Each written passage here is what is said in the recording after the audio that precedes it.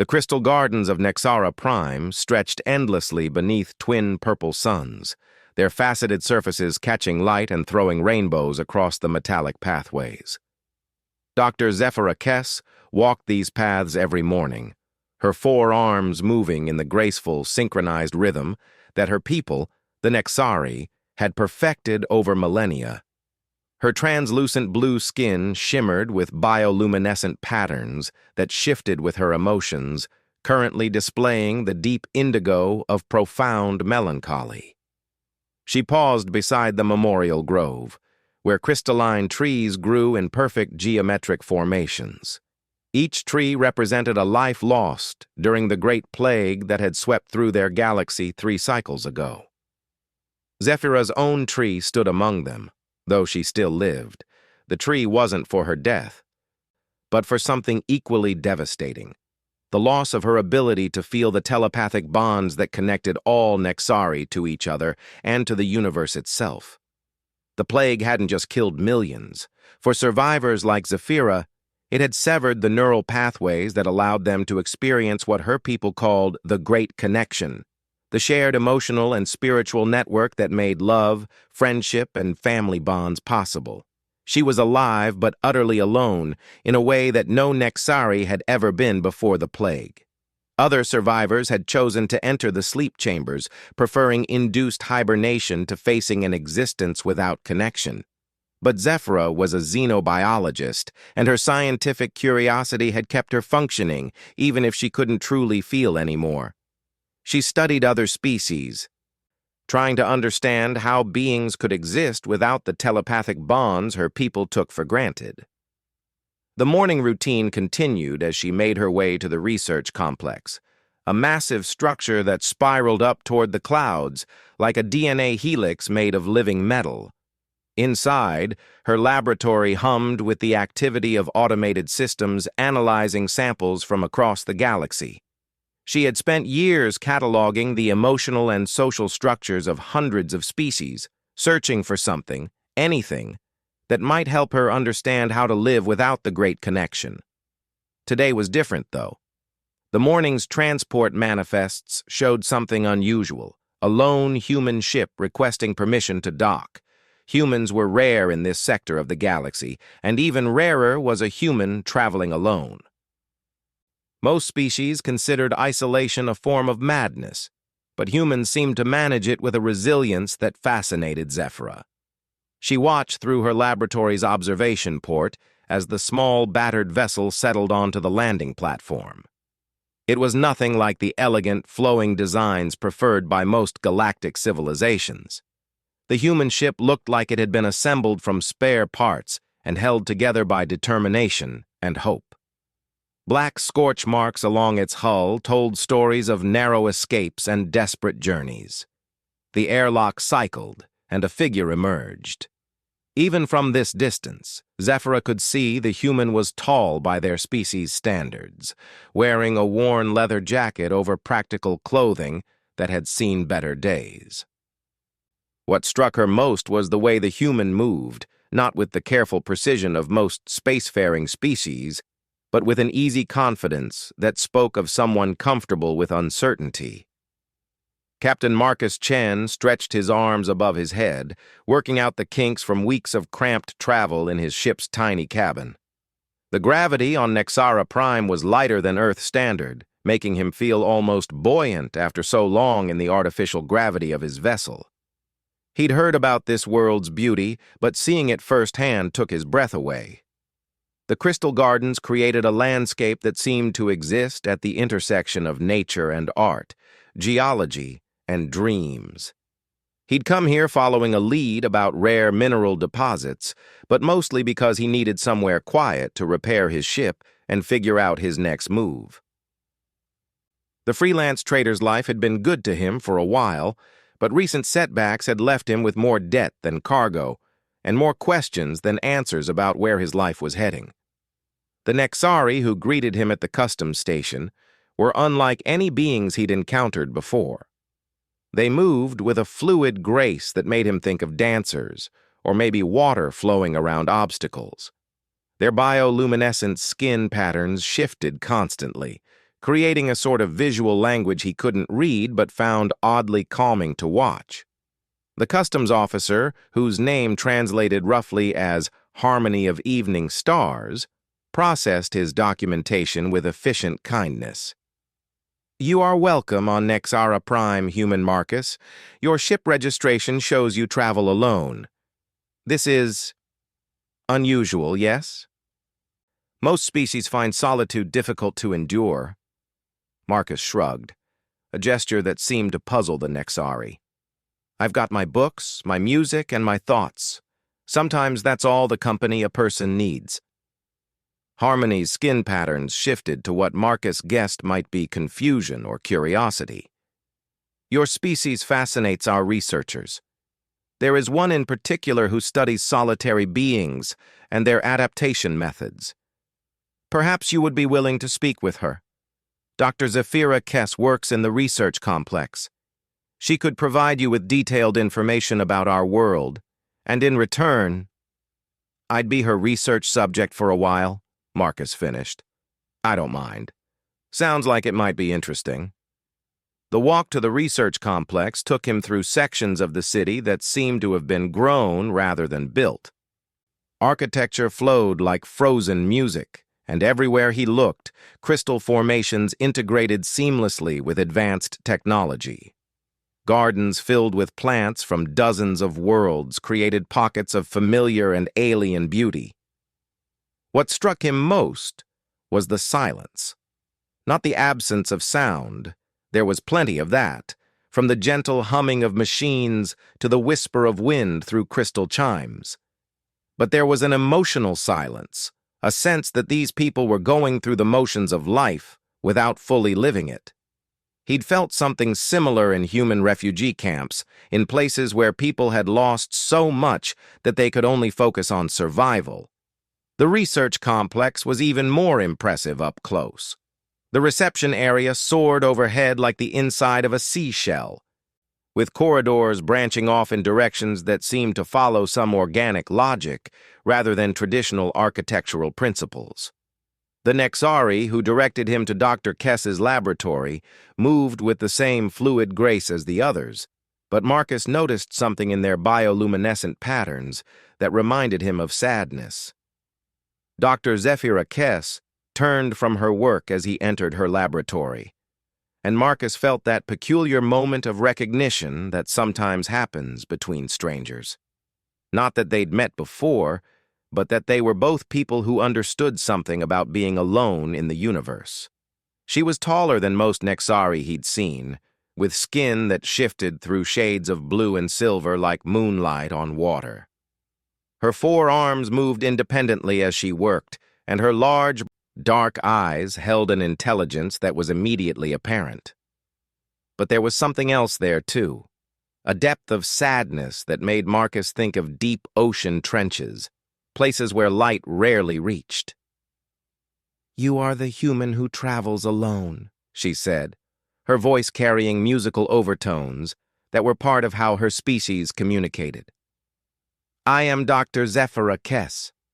Harmony of Evening Stars said you might be willing to discuss your adaptation to solitude?" Marcus nodded, taking in the laboratory around him.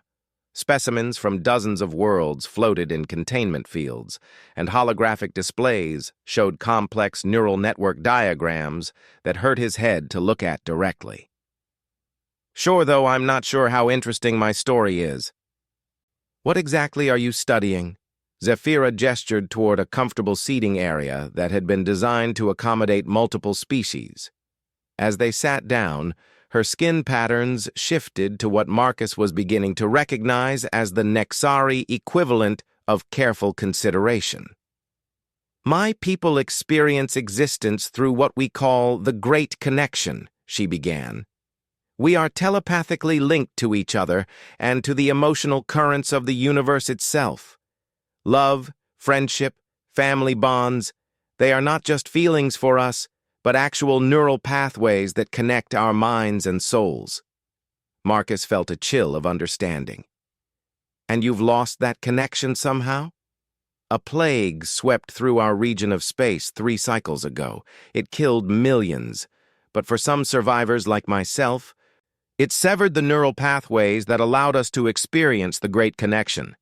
I am alive, but I cannot feel the bonds that make existence meaningful for my people. I study other species to understand how beings can live without such connections, but I confess that your species puzzles me most of all. How so? Humans appear to be naturally solitary in many ways, yet you form deep emotional bonds without telepathic assistance. You create art, music, literature that moves other beings to profound feeling, despite having no direct neural connection to share those emotions. You love deeply and endure loss with a resilience that defies explanation. She paused, her patterns shifting to deeper blue. I have been alone for 3 cycles, and I still do not understand how to exist this way. Yet you travel the galaxy by yourself and seem content. Marcus was quiet for a long moment, absorbing what she'd told him. The magnitude of her loss was staggering. Imagine losing not just the ability to feel love or friendship, but the basic neural architecture that made those feelings possible. It would be like losing color vision, but for emotions. I think maybe you're asking the wrong question, he said finally. You're trying to figure out how to exist without connection, but what if the real question is how to build new kinds of connections? Zephyr's patterns shifted again, this time to what Marcus thought might be curiosity. Explain. Humans don't have telepathy, so we had to develop other ways to connect. We tell stories, make music, create art. We use words and gestures, and sometimes just sitting quietly together. We learn to read body language and vocal tones and all sorts of subtle cues. Maybe your people never needed to develop those skills because you had something better, but that doesn't mean you can't learn them now. You speak as if connection is a skill rather than an inherent ability. Isn't it, though? Marcus leaned forward, his eyes brightening with the enthusiasm of someone following an interesting idea. I mean, sure, humans have some natural instincts for social behavior, but mostly we learn how to connect with each other. Kids have to be taught how to make friends, how to express affection, how to resolve conflicts. Adults have to learn how to be partners and parents and colleagues. It's all learned behavior. Zephyra was quiet for several minutes, her 4 hands moving in complex patterns that Marcus realized was probably how she thought through difficult concepts. Finally, she looked up at him with an expression that might have been hope. Would you be willing to teach me? Marcus had expected to spend a few days on Nexara Prime, get his ship repaired, maybe do some trading, and move on to the next system. Instead, he found himself accepting temporary quarters in the research complex and embarking on what might have been the strangest teaching assignment in galactic history. The first lesson took place in Zephyra's laboratory 3 days after their initial meeting. She had cleared away her scientific equipment and set up a simple table with 2 chairs facing each other. The sterile efficiency of the space had been softened with some plants from the crystal gardens, and what Marcus realized were attempts at decoration, geometric patterns that probably had meaning in Nexari culture, but looked like mathematical equations to human eyes. I have studied your species extensively, Zephira said, settling into her chair with that fluid grace that seemed built into her people's DNA. But I realize now that I approached it as an intellectual exercise. I cataloged your social behaviors without understanding their purpose or learning how to replicate them.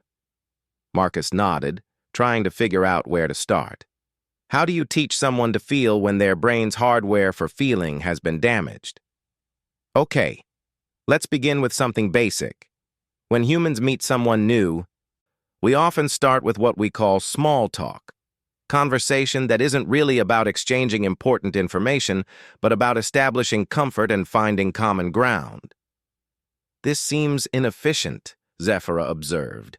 Her skin patterns shifting to what Marcus was learning indicated analytical thinking. It is inefficient, from a purely information transfer perspective, Marcus agreed. But connection isn't about efficiency. It's about, let me think of an analogy you might relate to. You know how your crystal gardens aren't just functional mineral formations? They're beautiful, they create emotional responses, they serve purposes beyond their basic structure. Zephyra's patterns brightened slightly. Yes, I understand.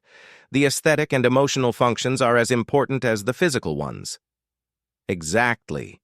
Small talk is like that.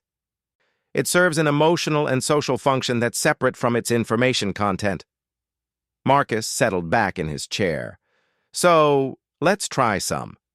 Tell me about something you enjoyed before the plague. A hobby? A favorite place? Anything that made you happy? For a moment, Zephyra's patterns went completely still, which Marcus had learned was the Nexari equivalent of being startled. I cannot remember what happiness felt like, she said quietly. I have intellectual memories of activities I once enjoyed, but the emotional content has been lost. The pain in her voice was so raw that Marcus felt it like a physical blow. He'd known trauma in his own life. The death of his parents, failed relationships, the loneliness of space travel. But trying to imagine losing the very capacity for positive emotion was almost overwhelming. Okay, he said gently. Let's try a different approach.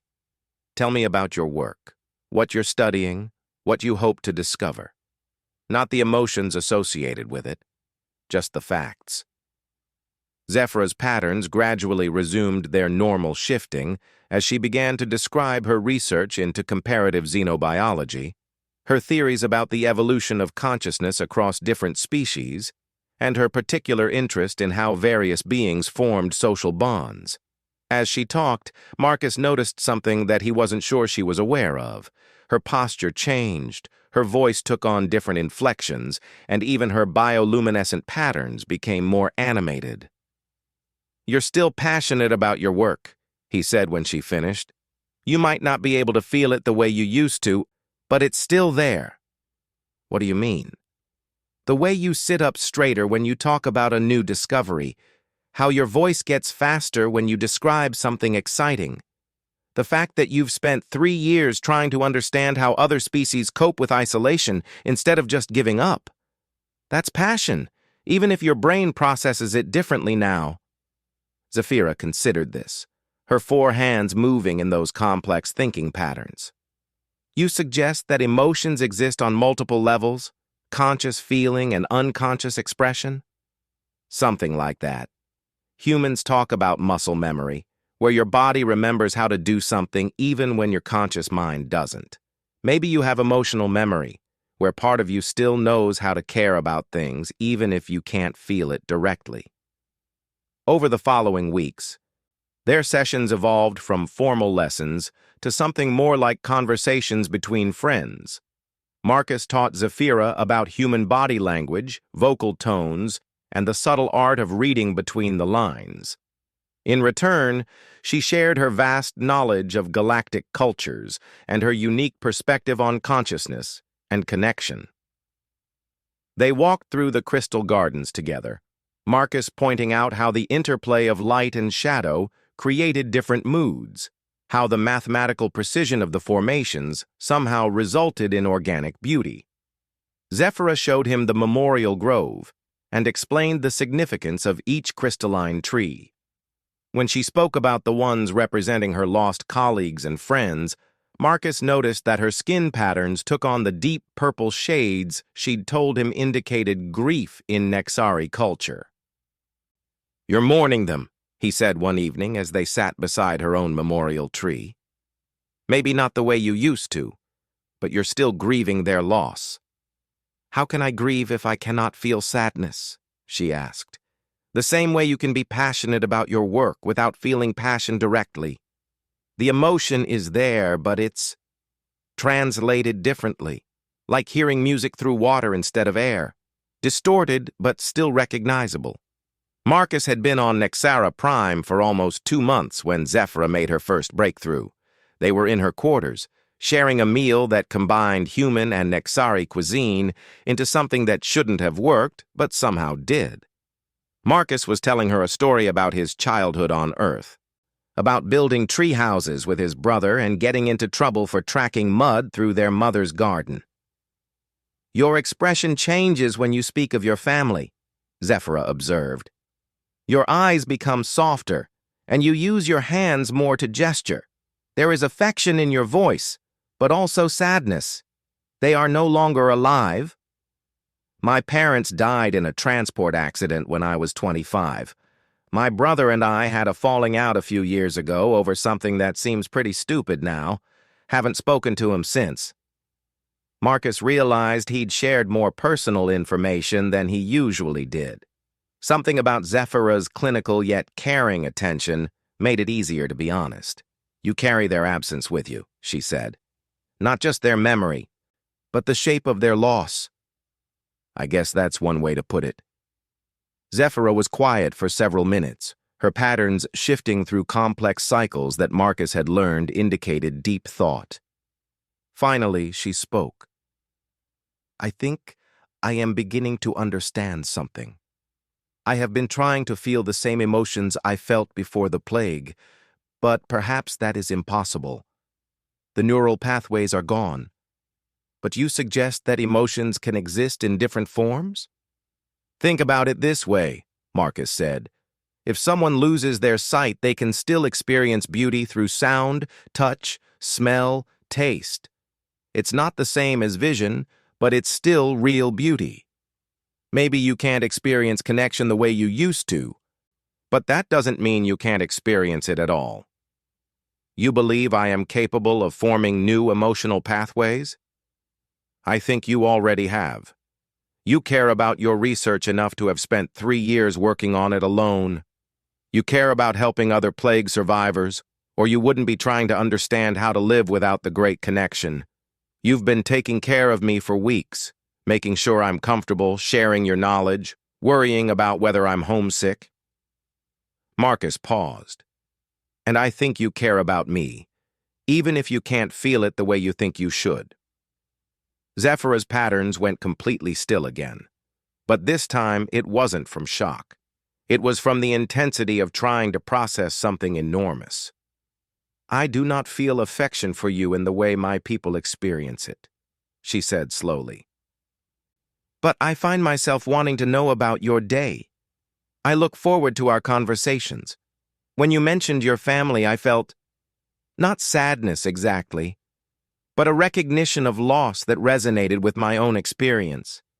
When you smile, I want to understand what causes that expression and how I might contribute to it. That sounds like caring to me, Marcus said gently. Maybe not the same as what you had before, but something new. Something new, she repeated, her patterns beginning to shift again, this time into colors Marcus had never seen from her.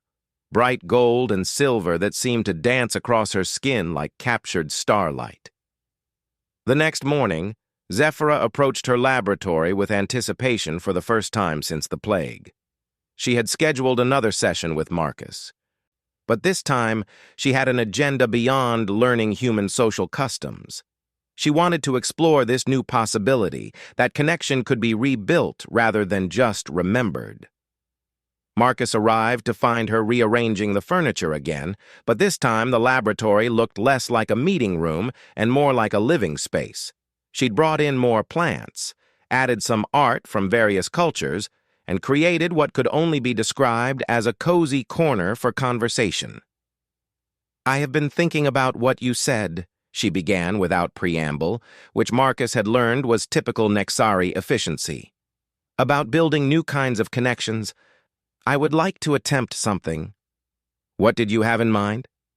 Humans form what you call friendships through shared experiences and mutual vulnerability.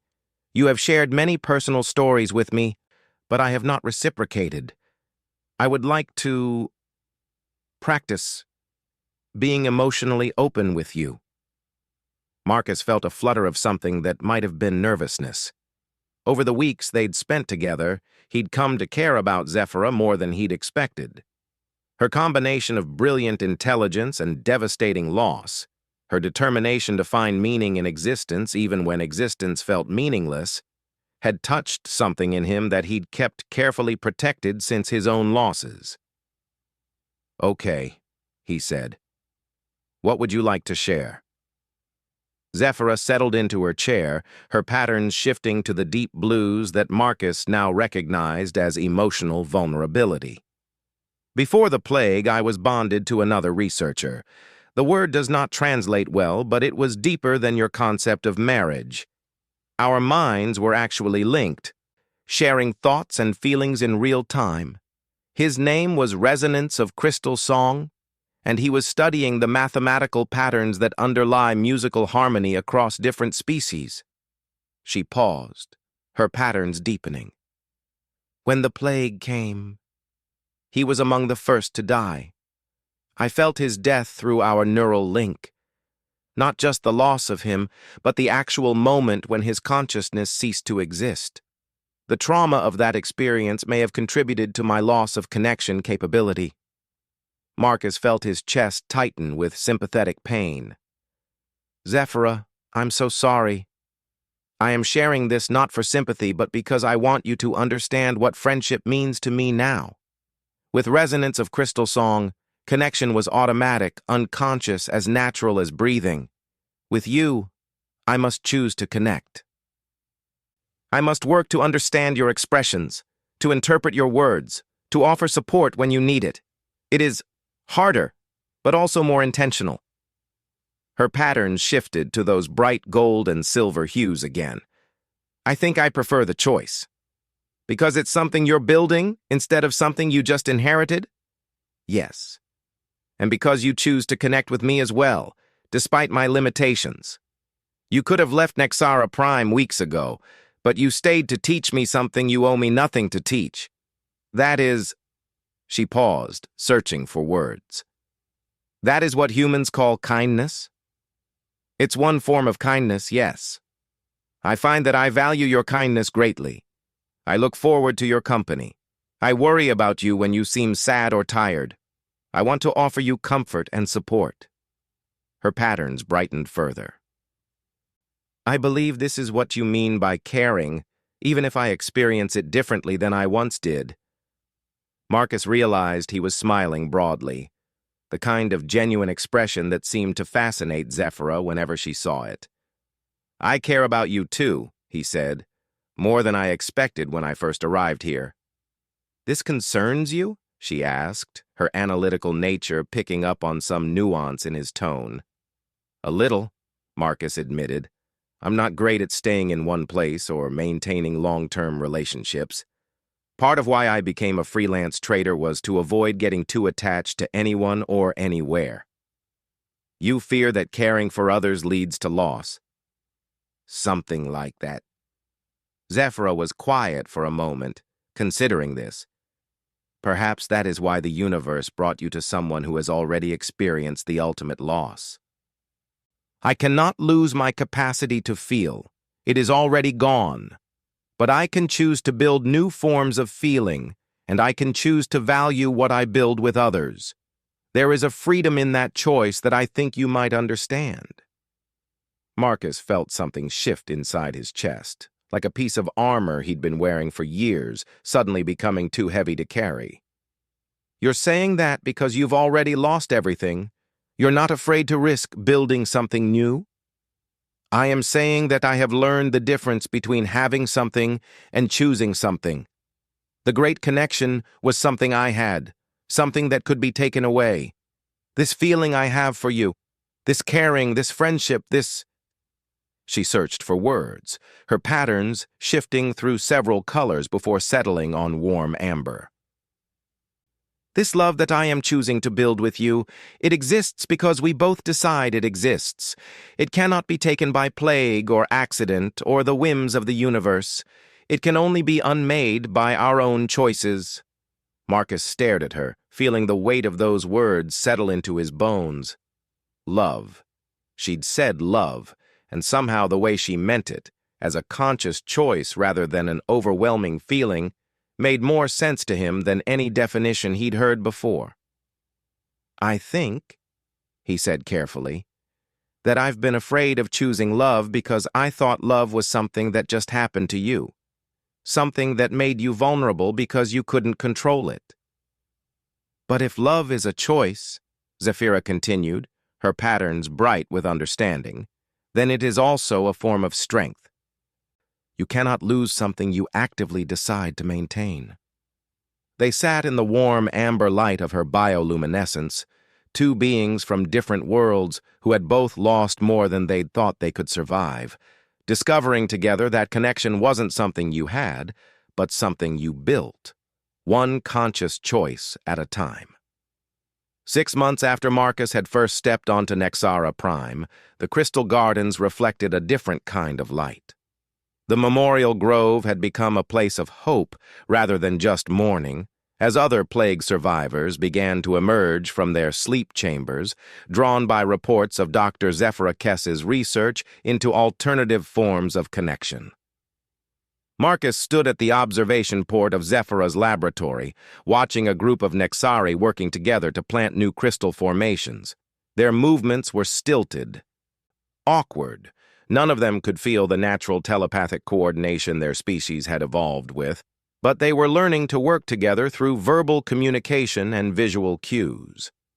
It was inefficient compared to their original abilities, but it was also something new, something they were creating rather than inheriting. "The first support group meets tomorrow," Zephyra said, joining him at the observation port.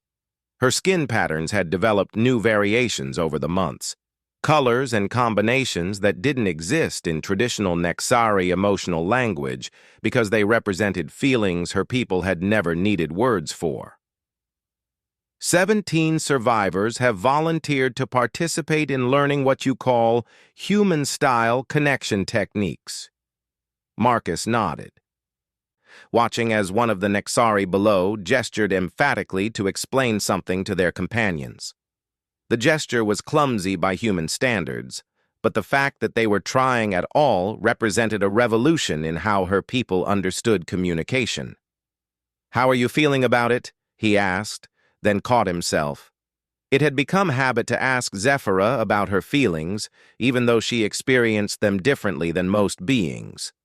She'd stopped correcting him months ago, understanding that he was really asking about her thoughts, intentions, and the complex mix of conscious and unconscious responses she was learning to recognize as emotions. Her patterns shifted to the warm amber that had become her signature color when discussing things that mattered to her. "I am hopeful," she said. And the word carried weight because hope was something she'd had to rebuild from scratch.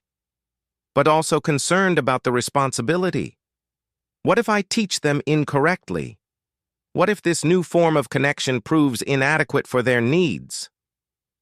"Then you adjust and try something different," Marcus said, echoing conversations they'd had many times. "That's how learning works. Humans make it seem so simple to improvise, to adapt, to try again when something fails." "It's not simple," Marcus said. "We just don't have a choice. Our emotions are messy and unpredictable. Our connections are uncertain, and we have to figure it out as we go. But maybe that's why we're good at it. We've had millions of years of practice dealing with uncertainty." Zephyra's patterns shifted to what Marcus had learned indicated gentle amusement. "You speak as if your species' limitations are actually advantages." In this case, maybe they are. The past months had transformed both of them in ways neither had expected. Zephyra had become the leading expert on alternative connection methodologies, developing techniques that combined human social practices with Nexari cognitive abilities and the emotional needs of other galactic species. Her research was being studied across the galaxy, offering hope to other beings who had lost their natural capacity for connection due to illness, trauma, or accident. Marcus had evolved too, though in different ways. His ship remained docked at Nexara Prime, but he'd been traveling regularly as Zephyra's research partner, documenting connection practices among species they'd never studied before. For the first time in his adult life, he had a home base, a purpose beyond just survival, and someone who mattered enough to always come back to.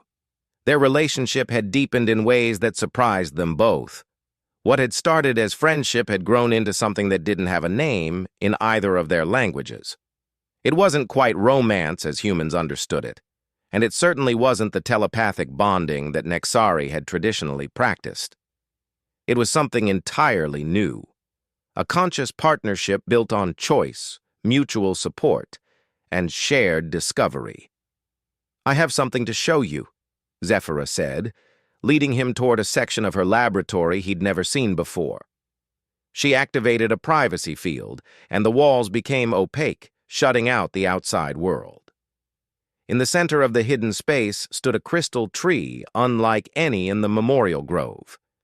This one was alive, its faceted branches pulsing with bioluminescent patterns that matched the rhythm of Zephyra's skin. As Marcus watched, he realized the patterns were synchronized not just with her biology, but with something else, with him. "I have been working on this for 3 months," she said. "It is a connection tree, but not like the memorial ones.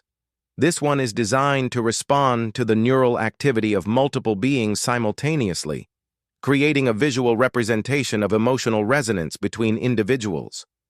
Marcus stepped closer, and the tree's patterns shifted, becoming more complex as it registered his presence.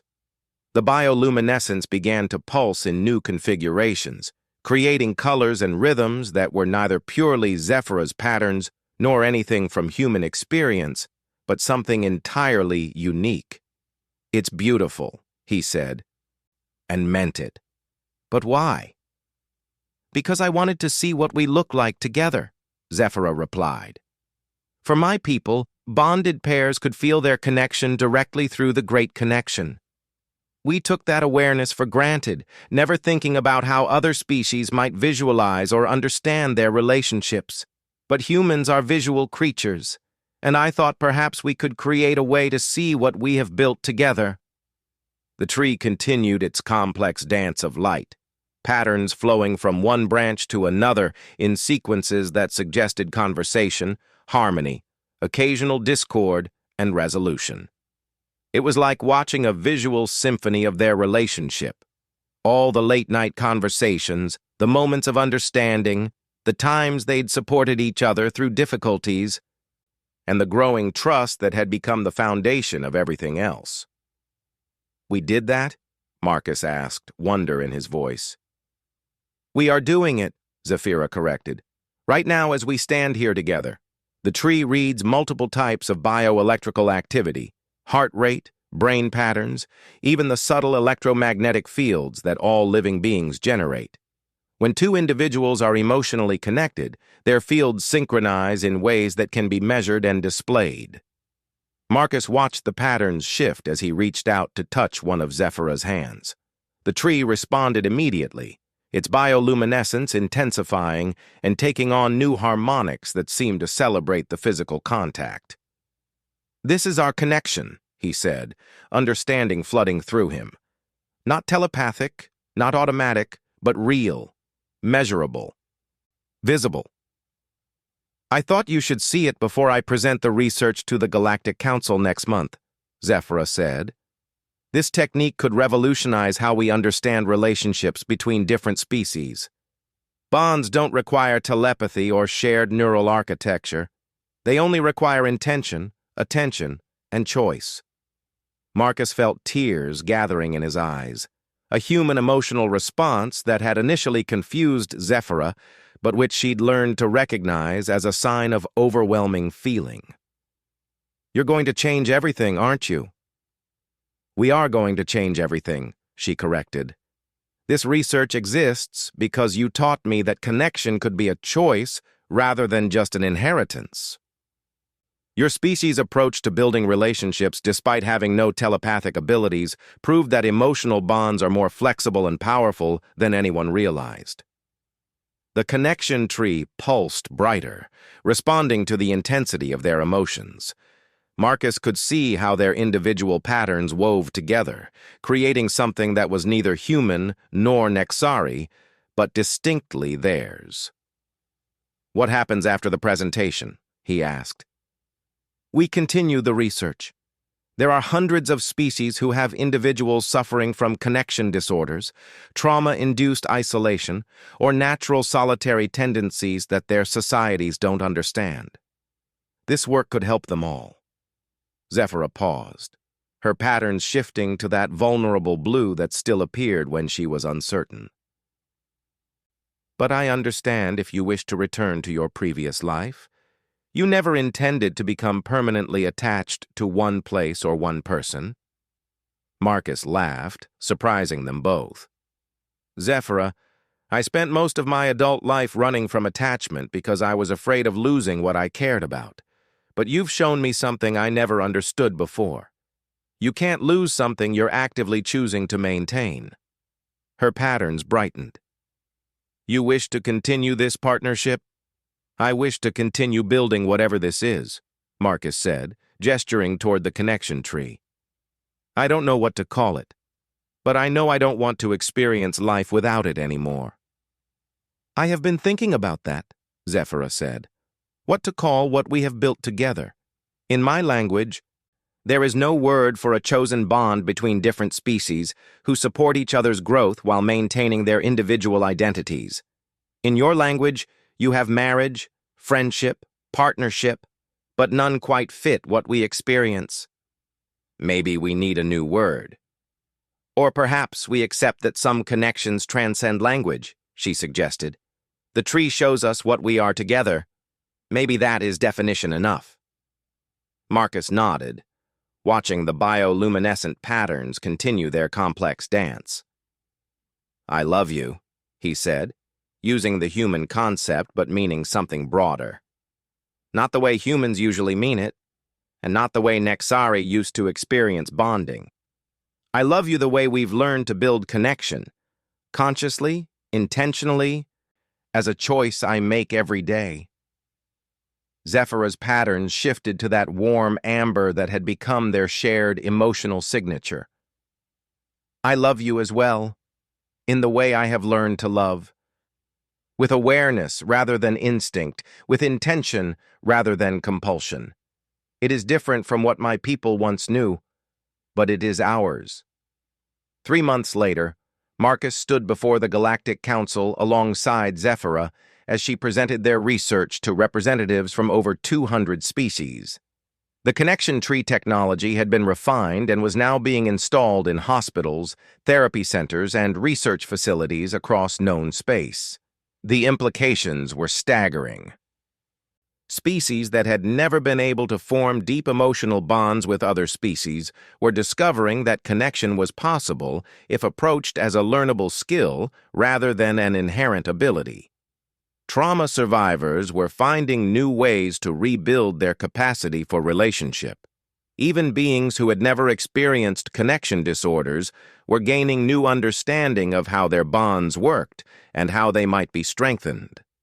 But perhaps more importantly, the research had demonstrated something that the galaxy had never fully understood. The human approach to connection, messy, uncertain, requiring constant conscious choice, wasn't a limitation. It was a superpower.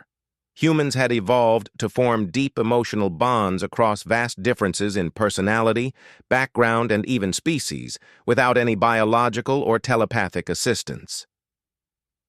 They did it through storytelling, through physical touch, through shared experiences and mutual vulnerability. They built love the way they built everything else, with determination, creativity, and an almost reckless willingness to try again when things failed. During the question period, Ambassador Crystalline Thought of Deep Ocean from the Telepathic Oceanian Collective asked, Dr. Kess, your research suggests that non-telepathic connection methods may actually be more durable than telepathic bonds. How do you explain this apparent paradox? Zephira's patterns shifted to the confident gold that had become her signature when discussing her work. Telepathic bonds, like the great connection my people once experienced, are automatic and unconscious. They require no effort to maintain, but they also offer no practice in consciously choosing to connect. When they are lost, through illness, trauma, or distance, The beings who relied on them often have no alternative skills to fall back on. She gestured toward Marcus, who had become comfortable being used as a visual aid for human social behavior. Humans, by contrast, have spent their entire evolutionary history learning to build and maintain connections through conscious effort. When a human bond is threatened, they have thousands of years of cultural knowledge about how to repair, rebuild, or adapt it. They are, in essence, experts at relationship maintenance because they have always had to be. The Oceanian ambassadors' thought patterns shifted to what their species used to indicate profound reconsideration. You suggest that what we considered primitive emotional expression is actually sophisticated relationship technology? I suggest that diversity of connection methods strengthens the galactic community, Zephyra replied. Every species has developed unique approaches to building bonds, and there is value in learning from all of them. After the presentation, Marcus and Zephyra walked through the gardens of the council complex, reflecting on how far they had both traveled from their first meeting. The universe felt different now, not because it had changed, but because they had learned to see it through each other's eyes. "Do you ever miss it?" Marcus asked. "The way you used to be able to feel?" Zephyra considered the question, her patterns shifting through several contemplative colors. "I miss the certainty," she said finally. "The great connection was effortless and complete. But I would not trade what we have built for what I once had, because what we have built is ours in a way the great connection never was." "How so?" "The great connection was something that happened to me. This love, this partnership, this life we are creating together, these are things I choose every day. There is a strength in that choice that makes me feel more myself than I ever was when I was simply carried along by unconscious neural pathways." Marcus smiled, understanding exactly what she meant.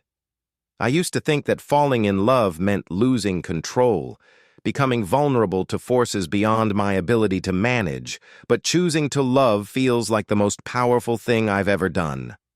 Above them, the council complex's communication arrays were sending their research data across the galaxy, carrying with it a message that would reshape how billions of beings understood connection, love, and the possibility of building bonds across any difference.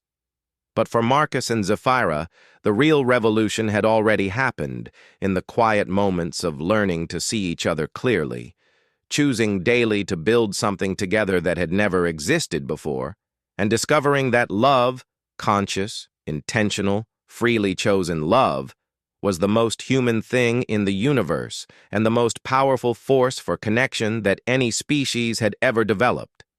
In the crystal gardens of Nexara Prime, their connection tree continued its bioluminescent dance, creating patterns of light that told the story of two beings who had lost everything they thought they needed for happiness, and found instead something entirely new: the joy of choosing each other, again and again, one conscious decision at a time.